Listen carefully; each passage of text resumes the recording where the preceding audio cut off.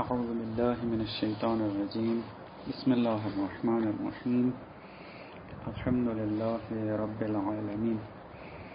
بات ہماری قیاس کے باب میں چل رہی تھی، اس میں اقسام قیاس آپ کی خدمت میں عرض ہوا تھا۔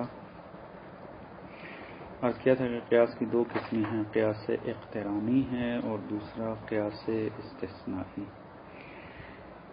تعریف بھی عرض ہوئی تھی کہ قیاس اقترانی اس قیاس کو کہتے ہیں جس کے اندر نتیجہ پھیلا ہوا ہوتا ہے، یعنی ایک مقدمے میں ایک ہی جگہ پر موجود نہیں ہوتا بلکہ تقسیم ہوتا ہے مقدمات کے اندر۔ لیکن قیاس استثنائی اس قیاس کو کہتے ہیں کہ جس کے اندر نتیجہ ایک ہی مقدمے میں بالفعل موجود ہوتا ہے اور حرف استثناء پر مشتمل ہوتا ہے، اسی وجہ سے اس کو قیاس استثنائی کہتے ہیں۔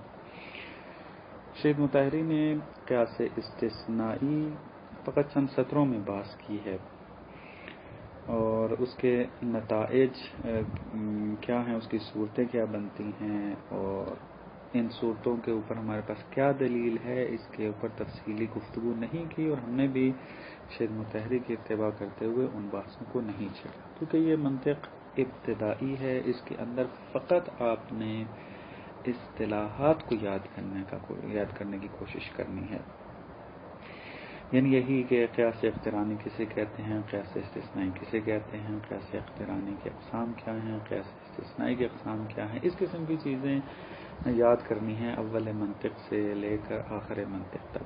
جیسے ہی آپ بڑی کتاب میں وارد ہوں گے تو ان تمام جو جزئیات آپ یہاں پر دیکھتے ہیں کہ جس کی تفصیل نہیں ملتی، وہاں پر آپ کو تفصیل کے ساتھ ملے گی اور استدلال کیا جائے گا، ہر بات کے اوپر دلیل موجود ہے اس میں۔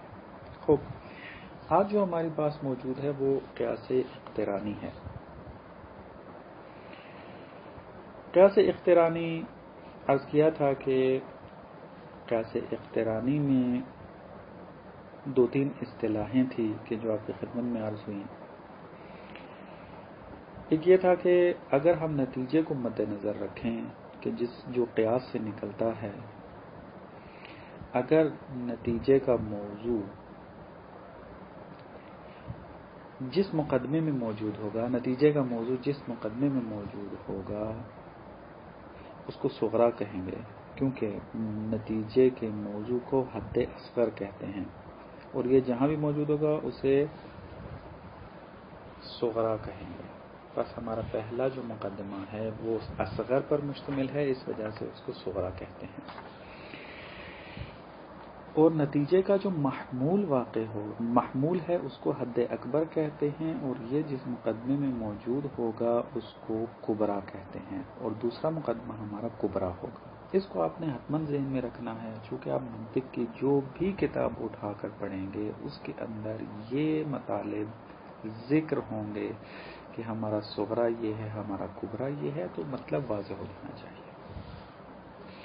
تیسری چیز کہ جو قیاس اقترانی کے اندر اور قیاس کے اندر بھی عموماً پائی جاتی ہے، اور یہی اصل کردار ادا کرتی ہے قیاس کے اندر، وہ حد وسط ہے۔ حد وسط کسے کہتے ہیں؟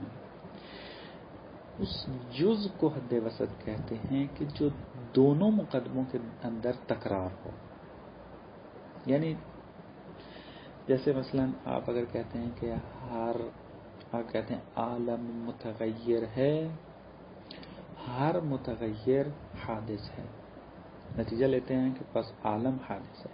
یہاں پر اگر آپ غور کریں تو یہاں پر ایک کلمہ تکرار ہوا ہے جو ہے متغیر۔ یہ متغیر اصلی کردار ادا کرتا ہے قیاس کے اندر اور نتیجہ لینے کے اندر۔ یہ حد وسط، اس کا کام یہ ہے کہ حد اکبر اور حد اصغر کو آپس میں ملاتا ہے، حد اوسط ملاتی ہے، جو بھی آپ رقم ایک مشکل نہیں ہے۔ مثلا ہمارا حد اصغر کیا تھا، نتیجے کو مد نظر رکھ کر پھر دوبارہ آپ تمرین کریں اس کو، اس کے مشق کریں اس کی یاد کرنے کے لیے. نتیجہ اگر دیکھیں، نتیجہ تھا ہمارا عالم حادث ہے. حد اصغر کیا ہے؟ العالم. حد اکبر کیا ہے؟ حادث. حد وسط کیا کرتی ہے؟ حد وسط آ کر یہ کام کرتی ہے کہ قیاس اقترانی کے اندر حد اصغر اور حد اکبر یہ پراگندہ موجود ہوتے ہیں. ایک مقدمے میں موجود ہے، دوسرے مقدمے میں موجود ہے، آپس میں ملے ہوئے نہیں ہوتے. حد وسط آ کر حد اکبر کو حد اصغر کے ساتھ ملا دیتی ہے. یعنی عالم اور حادث ان دونوں کو آپس میں ملانے کا کام حد وسط انجام دیتی ہے. پس حد وسط اس کلمہ کو کہتے ہیں کہ جو حد اکبر کو حد اصغر کے ساتھ ملاتی ہے، اور یہی اساسی ترین کردار ادا کرتی ہے قیاس کے اندر. اس کو اسی وجہ سے حد مشترک بھی کہتے ہیں، کیونکہ یہ دونوں مقدموں میں موجود ہوتی ہے. جیسا کہ آپ کی خدمت میں مثال عرض کر دی ہے، اور شیخ مطہری نے بھی مثال دی ہوئی ہے، آپ خود اس کو مطالعہ کر لیں گے. بس قیاس اقترانی کے اندر 3 حد موجود ہیں، حتماً ذہن کے اندر رکھیے گا، اور یہ 3 رکن شمار ہوتے ہیں قیاس کے اندر: حد اصغر، حد اکبر اور حد وسط. اور حد وسط جو ہے وہ حد اکبر اور حد اصغر کو آپس میں ملاتی ہے. اب حد وسط جب آپ کے لیے واضح ہو گئی تو اب اگلا مطلب سمجھنا آسان ہوگا. قیاس اقترانی اسی حد وسط کی وجہ سے 4 شکلوں میں تقسیم ہوتی ہے. یعنی آپ جب قیاس بنانا چاہتے ہیں، قیاس اقترانی بنانا چاہتے ہیں، تو حد وسط کی 4 صورتیں ہیں. یا تو حد وسط دونوں مقدموں کے اندر محمول واقع ہوگی، یا حد وسط دونوں مقدموں میں موضوع واقع ہوگی، یا حد وسط صغرا یعنی مقدمہ اول میں محمول ہو اور کبرا میں موضوع واقع ہو، یا پھر کیا ہے، حد وسط صغرا میں موضوع ہو اور کبرا میں محمول ہو. یہ 4 صورتیں حصر عقلی ہے، اس سے ہٹ کر کوئی اور صورت نہیں بنتی. اسی وجہ سے قیاس کو 4 شکلوں میں بیان کرتے ہیں مناطقہ.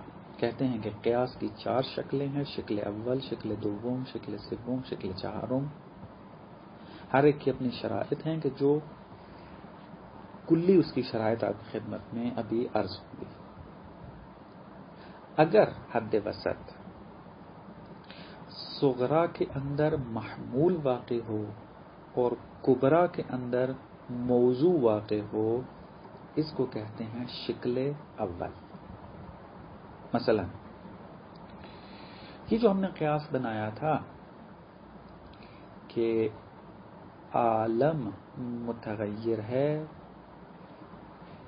ہر متغیر حادث ہے، یہ 2 مقدمے ہیں. پہلا مقدمہ صغرا، دوسرا مقدمہ کبرا. حد وسط کیا ہے اس کے اندر؟ متغیر، کیونکہ تکرار ہو رہی ہے. اب یہاں پر آپ دیکھیں کہ متغیر صغرا میں محمول ہے، عالم متغیر ہے، متغیر محمول واقع ہے صغرا کے اندر، اور کبرا میں موضوع ہے، ہر متغیر حادث ہے. بس اگر کوئی ایسا قیاس آپ کو مل جائے کہ جہاں پر حد وسط یعنی وہ حد کے جو تکرار ہو رہی ہے وہ محمول واقع ہو صغرا میں اور موضوع واقع ہو کبرا میں، جہاں بھی ایسا قیاس نظر آ جائے کہیں کہ یہ قیاس شکل اول ہے، قیاس کی شکل اول ہے. اس شکل اول کے اندر ایک خصوصیت یہ ہے کہ یہ بدیہی الانتاج ہے. یعنی کیا مراد؟ یعنی نتیجہ جو اس کا آتا ہے اس نتیجے کو ثابت کرنے کے لیے دلیل کی ضرورت نہیں ہے۔ مثلا عالم متغیر ہے، ہر متغیر حادث ہے، نتیجہ عالم حادث ہے۔ اب طریقہ قیاس کا یہی ہوتا ہے، حد وسط کو ہٹا دیا جاتا ہے، حد وسط کو گرا دیا جاتا ہے۔ جب حد وسط گرتی ہے اکبر اصغر کے ساتھ مل جاتا ہے، جا کر عالم حادث ہے۔ قیاس اس طریقے سے تشکیل پاتا ہے، حد وسط ہٹ جاتی ہے درمیان میں سے۔ خوب آپ نے جب یہ چیز لی تو اب جب یہ نتیجہ آیا کہ عالم حادث ہے تو یہ شکل اتنی قریب ہے ذہن کے، طبیعت انسان، فکر انسان کے اتنے قریب ہے کہ اس نتیجے کو ثابت کرنے کے لیے دلیل کی ضرورت نہیں ہے۔ ہر انسان جب فکر کرتا ہے تو اسی طریقے سے کرتا ہے کہ اس کے اندر حد وسط محمول صغرا میں اور کبرا میں موضوع واقع ہوتی ہے۔ لہذا چونکہ اس کا نتیجہ فکر و طبیعت انسان کے قریب ہے اور انسان اس نتیجے تک جب پہنچتا ہے تو دلیل نہیں مانگتا کہ اس نتیجے کا کیا دلیل ہے میرے پاس یا آپ کے پاس کیا دلیل ہے اس نتیجے کے ثابت ہونے کے لیے، لہذا کہتے ہیں کہ شکل اول بدیہی الانتاج ہے۔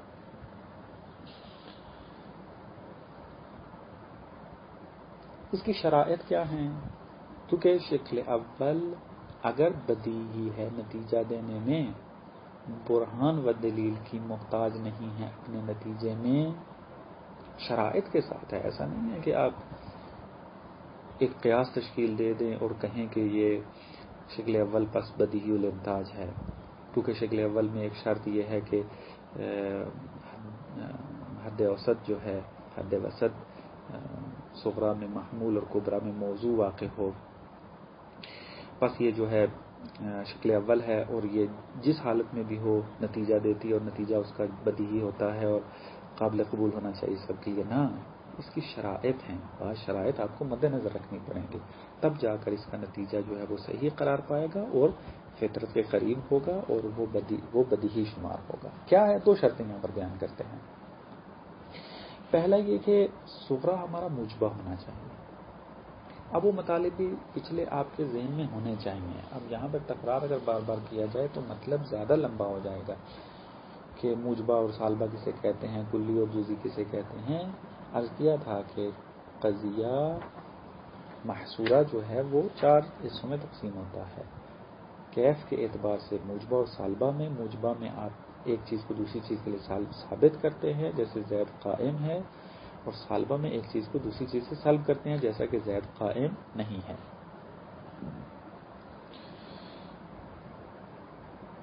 صغرا ہمارا موجبہ ہونا چاہیے، یعنی پہلا مقدمہ ہمیشہ ہمارا موجبہ ہونا چاہیے۔ جب بھی آپ قیاس کی شکل اول تشکیل دیں گے نتیجہ لینے کے لیے، صغرا اس کا موجبہ ہونا چاہیے۔ اگر سالبہ ہوا تو وہ نتیجہ درست شمار نہیں ہوگا۔ دوسری شرط، کبرا ہمیشہ کلی ہونا چاہیے، جیسا کہ آپ کو برہان بنا کے دیا تھا۔ عالم متغیر ہے، صغرا موجبہ ہے، ہر متغیر حادث ہے، کبرا کلی ہے، کیونکہ کل آیا ہوا ہے وہاں پر، تمام افراد مراد ہیں یہاں پر، لہذا کل کلی ہے۔ بس اگر شکل اول میں حد وسط کا تکرار صحیح ہو اور حد وسط صغرا میں محمول اور کبرا میں موضوع واقع ہو، دو شرطیں اور ضروری ہیں، صغرا موجبہ ہو اور کبرا ہمیشہ کلی ہو، تب یہ نتیجہ دے گا، وائلا نتیجہ نہیں دے گا۔ شیخ مطہری نے نیچے مثالیں دی ہیں کہ اگر سالبہ ہو تو نتیجہ صحیح نہیں ہوگا، اس کی مثال دی ہے، اور اگر کبرا جو ہے وہ جزئیہ نکل آئے تو اس کا نتیجہ بھی صحیح نہیں ہوگا۔ وہ مثالیں آپ خود مطالعہ کر لیں گے، اصل مطلب اب خدمت میں عرض کر دیا ہے۔ اس کے بعد نوبت آتی ہے شکل دوم کی۔ اگر حد وسط آپ کے قیاس کی دونوں مقدموں کے اندر محمول واقع ہو، یعنی صغرا میں بھی حد وسط محمول ہو اور کبرا کے اندر بھی حد وسط محمول ہو، ہر دو مقدموں میں اگر محمول ہو تو یہ شکل دوم کہلاتی ہے۔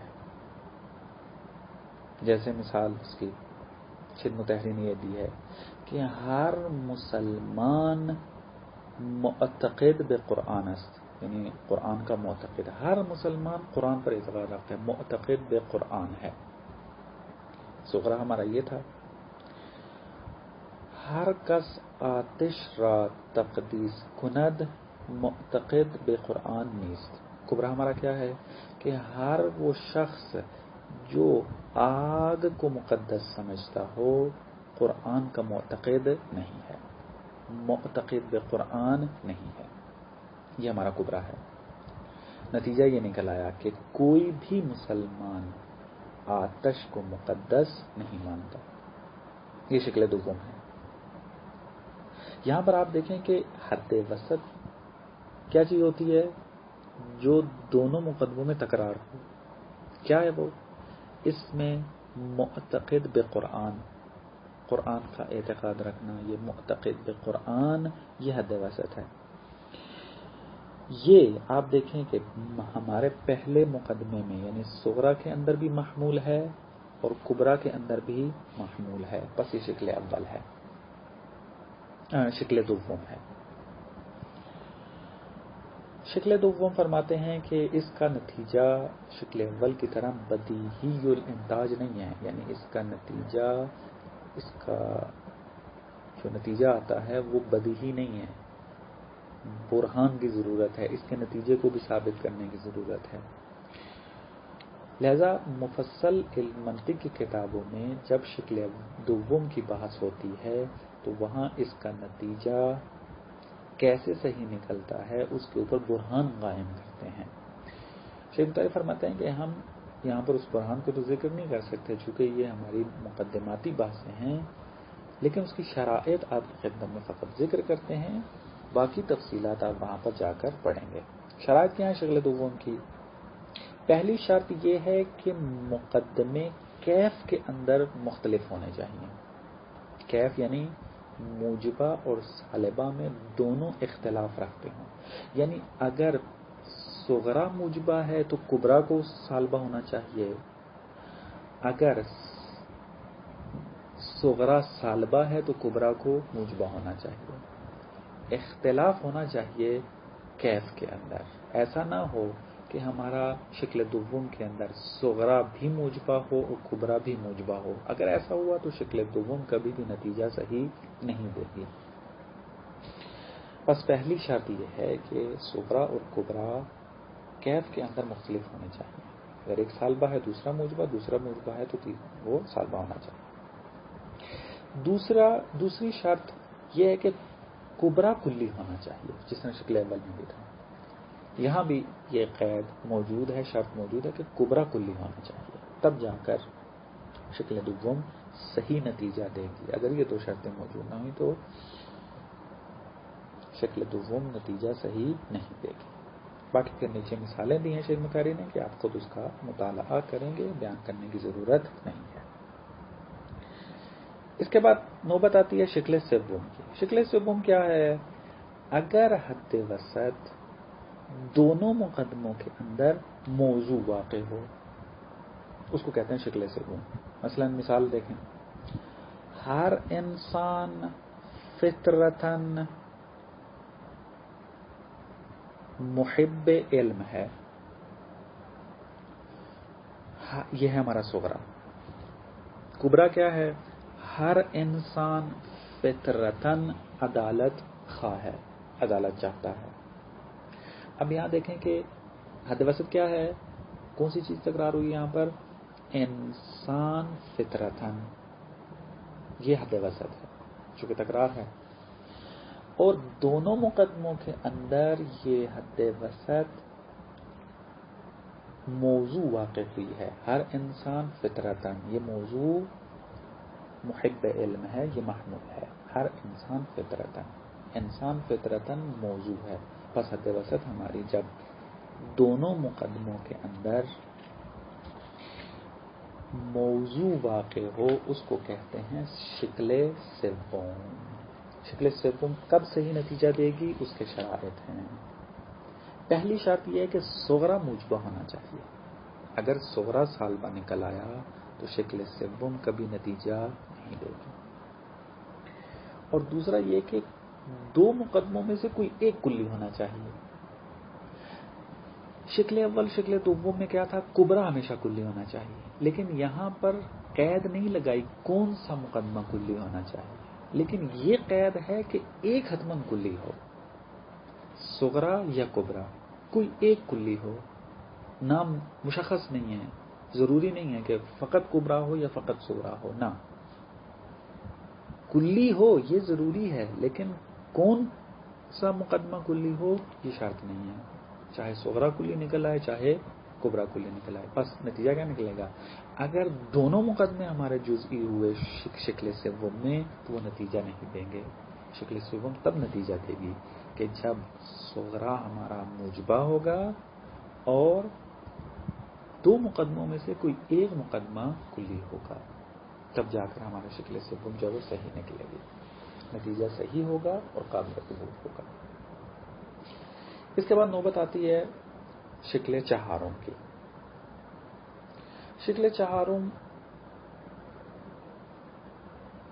اس قیاس کو کہتے ہیں کہ جہاں پر حد وسط صغرا میں تو موضوع ہو لیکن کبرا میں محمول واقع ہو، اس کو کہتے ہیں شکل چہارم.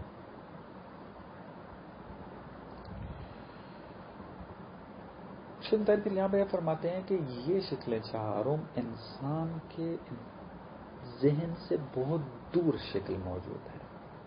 یعنی شکل ایسی ہے کہ کوئی بھی انسان اگر قیاس و برہان قائم کرنا چاہتا ہے تو وہ اس قسم کی ترتیب نہیں رکھتا. اسی وجہ سے کہتے ہیں کہ ارسطو کے جس نے منطق کو تدوین کیا ہے اس شکل کو منطق کے اندر ذکر ہی نہیں کیا تھا، فقط 3 شکلوں کو ذکر کیا تھا، کیونکہ انسان معمولاً انہی 3 شکلوں سے استفادہ کرتا ہے. لیکن بعد کے مناطقہ نے کہا کہ ایک صورت استفادہ انسان کرے نہ کرے کم از کم ایک صورت بنتی تو ہے قیاس کی. تو انہوں نے اس وجہ سے کہ ایک صورت فرض ہو سکتی ہے قیاس کے لیے اس کو یہاں پر ذکر کر دیا. وائلا یہ ذہن کے انسان کے ذہن سے بہت دور ہے. اس طریقے کا قیاس تشکیل شاید ہی کوئی دیتا ہو، وائلا معمولاً انسان اس قسم کی شکل کو نہیں ترتیب دیتا. بارہ شکل چہارم جس میں حد وسط صغرا میں موضوع واقع ہو اور کبرا میں محمول واقع ہو.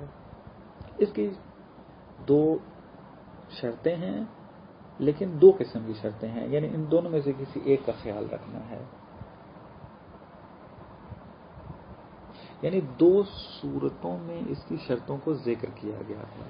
چونکہ یہ اتنا دور ہے ذہن سے لہذا اس کی شرائط بھی جو ہیں وہ فرق کرتی ہیں. مثلا ایک طریقہ یہ ذکر کیا ہے کہ ہر 2 مقدمے موجبہ ہونا چاہیے، یعنی صغرا بھی موجبہ ہو اور کبرا بھی موجبہ ہو، اور صغرا کلی ہونا چاہیے. شکل اول اور شکل دوم کے اندر کیا کہا تھا؟ کبرا کلی ہونا چاہیے، لیکن شکل چہارم کے اندر یہ شرط ہے کہ صغرا کلی ہونا چاہیے. ایک یہ یا اس طریقے سے بیان کی جاتی ہیں مناطق بعض اوقات یوں آ کر شکل چہارم کی شرط ذکر کرتے ہیں کہ صحیح نتیجہ دے گی، وہ یہ کہ دونوں مقدمے کیف کے اندر اختلاف رکھیں، یعنی موجبہ اور سالبہ ہونے میں مختلف ہوں. اگر ایک موجبہ ہے دوسرا سالبہ ہونا چاہیے ایک، اور دوسرا 2 مقدموں میں سے کوئی ایک کلی ہونا چاہیے جس طرح کے شکل سوم کے اندر موجود تھا. قید نہیں ہے کہ کبرا ہو یا صغرا ہو، کوئی ایک کلی ہونا چاہیے. بہرحال یہ 2 قسم کی شرائط ذکر کی ہیں. بعض مناطق نے اوپر والی ذکر کی ہے، بعض مناطق نے نیچے والی ذکر کی ہے. اور یہ بھی آپ ذہن میں رکھیں کہ یہ جو شرائط ذکر کی گئی ہیں ان کا ملاک و برہان بھی موجود ہے. ایسا نہیں ہے کہ مناطق نے اپنی طرف سے گھڑ کے یہ شرائط ذکر کر دی ہیں یہاں پر اور کہا کہ ان قواعد کے مطابق اگر آپ قیاس تشکیل دیں گے تو قیاس درست نکل آئے گا، اگر نہیں ہوگا تو قراردادی نہیں ہے. اپنی طرف سے گھڑی گئی یہ شرائط نہیں ہیں، بلکہ ان شرائط کے اوپر ملاک موجود ہے، برہان موجود ہے، استدلال موجود ہے کہ جو آپ تفصیلی کتابوں میں جا کر خود پڑھیں گے۔ یہ 4 شکلیں ہیں باب قیاس کے اندر کے جو معمولاً جو بھی آپ کتاب پڑھیں گے منطق کی اس کے اندر یہ بات موجود ہے۔ ابتدائی منطق سے لے کر اجتہادی منطق تک یہ تمام باتیں موجود ہوں گی، تفصیل کے ساتھ، برہان و استدلال کے ساتھ۔ لہذا آپ اس منطق میں قوانین سے آشنا ہو رہے ہیں، اصطلاحات سے آشنا ہو رہے ہیں۔ انشاءاللہ تفصیلی کتاب میں جب وارد ہوں گے تو ان مطالب پر تفصیلی گفتگو آئے گی۔ السلام علیکم ورحمۃ اللہ۔